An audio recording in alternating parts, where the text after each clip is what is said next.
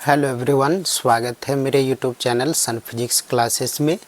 आज के इस वीडियो में हम देखने वाले हैं तरंग प्रकाशिकी का प्रीवियस ईयर ऑब्जेक्टिव क्वेश्चंस 2009 से लेके 2025 तक बिहार बोर्ड 2026 के लिए। ठीक है, तो चलिए इस वीडियो को शुरू करते हैं।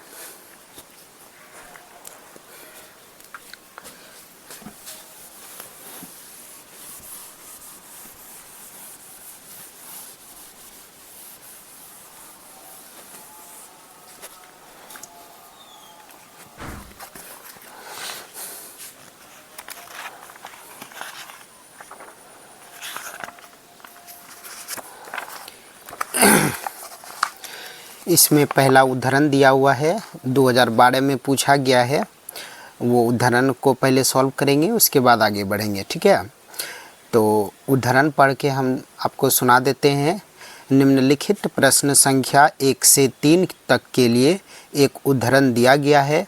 पहले प्रदत्त उदाहरण को ध्यान से पढ़ें, तत्पश्चात उसके बाद दिए गए 3 प्रश्नों का सही उत्तर दिए गए विकल्प में से चुनें। तो उदाहरण में है, 2 तरंगें जिनका आयाम स्मॉल a तथा स्मॉल b है, एक दूसरे पर अध्यारोपित होते हैं, जिनका परिणामी आयाम कैपिटल A बराबर होता है √a² + b² + 2ab cos phi, जहाँ फाई हो गया फेज नियतांक। तीव्रता I आयाम के वर्ग के समानुपाती होता है, मतलब I समानुपाती a² होता है और I समानुपाती a² + b² + 2ab cos phi. समपोषी व्यतिकरण के लिए में I मैक्स बराबर a + b का होल स्क्वायर, विनाशी व्यतिकरण में I मीन बराबर a - b का होल स्क्वायर। तो 2 कला संबंध स्रोत जिनकी तीव्रता दिया हुआ है 81:1। तो व्यतिकरण उत्पन्न करते हैं। इन सूचनाओं से निम्नलिखित प्रश्नों का सही विकल्प चुनें। तो पहला इसका जो है क्वेश्चन है, 1 नंबर का क्वेश्चन है, व्यतिकरण पैटर्न में अधिकतम तथा न्यूनतम का अनुपात बोल रहा है। मतलब निकालना है I max divided by I mean. ठीक है, तो I max divided by I mean. I max कितना है a + b का होल स्क्वायर, I मीन कितना होगा a - b का होल स्क्वायर। यहाँ पर दिया हुआ है I1 अनुपात I2, या फिर इसको IA अनुपात IB दिया हुआ है 81:1। ठीक है, इसका मतलब ये हुआ IA बटा IB बराबर 81/1। IB के जगह IA के जगह पर a² रख देंगे, IB के जगह पर b² रख देंगे, 81/1 हो जाएगा। तो a बटा b का मान कितना हो जाएगा √81/1, मतलब 9 हो गया। ठीक है, अब 9 हो गया तो यहाँ पर a बटा b का अनुपात 9 हो गया, तो इसका मान निकालना है। तो I max divided by I mean बराबर, इसमें जो है b को कॉमन ले लो तो b² बाहर हो जाएगा, a बटा b + 1 का होल स्क्वायर। यहाँ पर भी b² कॉमन ले लो तो a बटा b - 1 का होल स्क्वायर। यहाँ से ये कैंसिल हो गया, तो a बटा b का मान हो जाएगा 9 + 1 का होल स्क्वायर, यहाँ पर 9 - 1 का होल स्क्वायर। इसको जब सॉल्व करेंगे तो I max divided by I mean बराबर आ जाएगा 9 × 1 = 10, कितना हो जाएगा 10 का स्क्वायर, और ये हो जाएगा 8 का स्क्वायर। 10 का स्क्वायर 100, 8 का स्क्वायर 64, ये हो गया 16 × 64, 25 × 100, मतलब 25:16 इसका आंसर हो गया। ठीक है, चलो इसको कॉपी करो।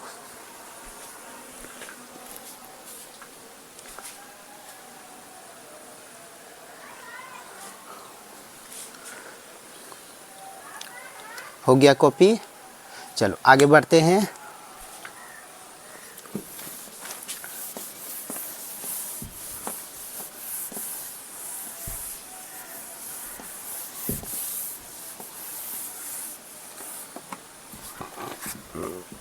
दूसरा नंबर क्वेश्चन है, दोनों स्रोतों के प्रकाश तरंगों के आयाम का अनुपात। यहाँ पर जो दिया हुआ है IA अनुपात IB दिया हुआ है 81:1। तो यहाँ पर A²/B² बराबर 81:1। तो A/B बराबर का होल स्क्वायर 81/1। तो A/B बराबर √81/1 मतलब हो गया 9/1। तो इसका जो आंसर हो जाएगा वो कौन सा हो जाएगा, 9:1। इसका आंसर ए ऑप्शन करेक्ट हो जाएगा। तीसरा, महत्तम तीव्रता के लिए cos फाई का मान होगा। महत्तम तीव्रता तो I समानुपाती होता है A² + B² + 2AB cos phi. तो I मैक्सिमम होगा कब, जब cos फाई का मान क्या हो जाएगा, +1 हो जाएगा। इसका आंसर क्या हो जाएगा, बी ऑप्शन करेक्ट हो जाएगा। ठीक है, चलो इसको कॉपी करो। हो गया, आगे बढ़ते हैं।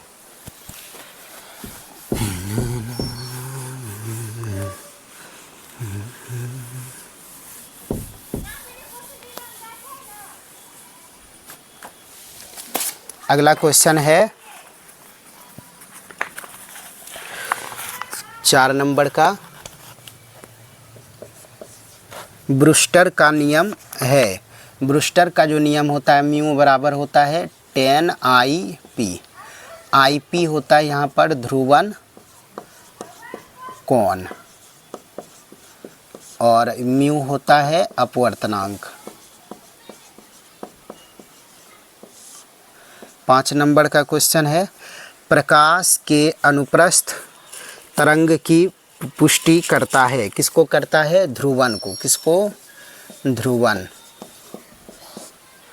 6 नंबर का क्वेश्चन, एक पतले फिल्म के रंग का कारण है व्यतिकरण। क्या है, व्यतिकरण। वो जो पानी के सतह पर जब तेल गिर जाता है, मिट्टी का तेल, वो जो है रंगीन दिखाई देने लगता है, वो किसके कारण होता है, व्यतिकरण के कारण होता है। ठीक है, 2017 में पूछा हुआ क्वेश्चन 7 नंबर है, प्रकाश के अनुप्रस्थ तरंग की पुष्टि करता है सी, ध्रुवन। 8वां नंबर 2018 का, उन तरंगों के व्यतिकरण से उत्पन्न अधिकतम परिणामी आयाम का मान होगा जिसे प्रकट किया जाता है 4 sin ωt। Y2 होता है 3 cos ωt होता है। तो यहाँ पर क्या करेंगे, Y2 बराबर लिखेंगे 3 साइन, इसको साइन में बदलेंगे तो sin ωt + π/2 हो जाएगा। ठीक है, अब दोनों में जो है कलांतर कितना का हो गया, π/2 का कलांतर हो गया। ठीक है, यहाँ पर बोल रहा है कि उन दो तो परिणामी अधिकतम परिणामी आयाम पूछ रहा है। आयाम पूछ रहा है तो A बराबर हो जाएगा √A² + B² + 2AB cos phi. तो यहाँ पर रख दो मान, √A का मान हो जाएगा 4 का स्क्वायर, 3 का स्क्वायर + 2 गुना 3 गुना 4 गुना cos π/2 मतलब √।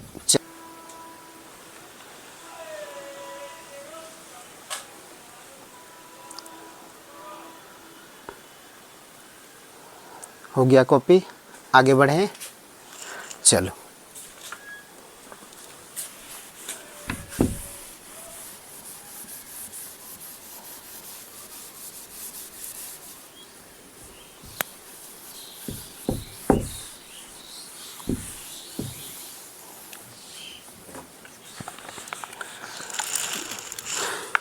नौ नंबर का क्वेश्चन है, तरंग का कलांतर और पथांतर में संबंध। डेल्टा एक्स बराबर जो होगा, डेल्टा एक्स बराबर जो होता है लेमडा बटे 2 पाई इंटू 5, लेमडा बटे 2 pi into 5। Option number C correct हो जाएगा। क्वेश्चन नंबर 10, किसी बिंदुवत स्रोत से परिमित दूरी पर तरंगाग्र होता है, गोलाकार होगा। कैसा होगा? गोलाकार। ए ऑप्शन गोलाकार। 11 नंबर का क्वेश्चन 2020 में पूछा गया है, ये 2019 में पूछा गया है। व्यतिकरण फ्रिंज की चौड़ाई, व्यतिकरण फ्रिंज की चौड़ाई होता है D lambda by small D. Capital D होता है पर्दे और स्लिट के बीच की दूरी।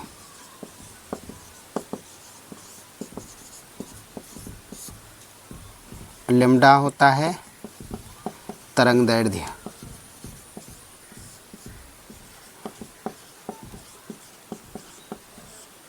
स्लिट, दोनों स्लिटों के बीच की दूरी।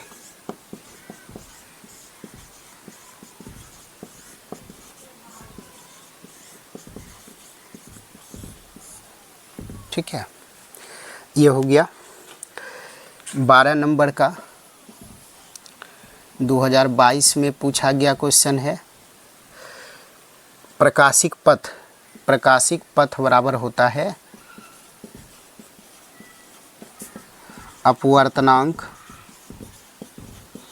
गुना पथ की लंबाई। ठीक है, चलो कॉपी करो।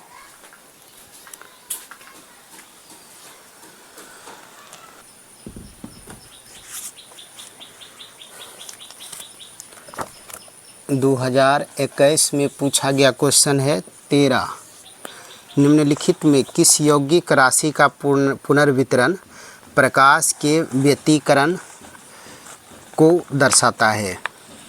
आवृत्ति समान रहता है, तरंगदैर्ध्य भी समान रहता है, चाल भी समान रहता है, तीव्रता। इसका आंसर क्या होगा? 13 का बी होगा, तीव्रता। 14 नंबर, प्रकीर्णित प्रकाश की तीव्रता जो होता है वो होता है I समानुपाती 1/λ/4। ऑप्शन नंबर डी हो जाएगा। 2024 में क्वेश्चन पूछा हुआ है 15 नंबर का, दो कला संबंध स्रोत के कारण प्रकाश के व्यतिकरण में फ्रिंज की चौड़ाई होती है। फ्रिंज की चौड़ाई होता है D lambda by small D, मतलब लैम्डा के समानुपाती, बीटा समानुपाती लैम्डा। लैम्डा बढ़ेगा तो बीटा का मान बढ़ेगा, तो ऑप्शन नंबर ए हो जाएगा। 16, एक वर्णीय प्रकाश के दो स्रोत कला संबंध कहे जाते हैं जब कलाएं समान हो। कलाएं क्या हो? कलाएं समान हो।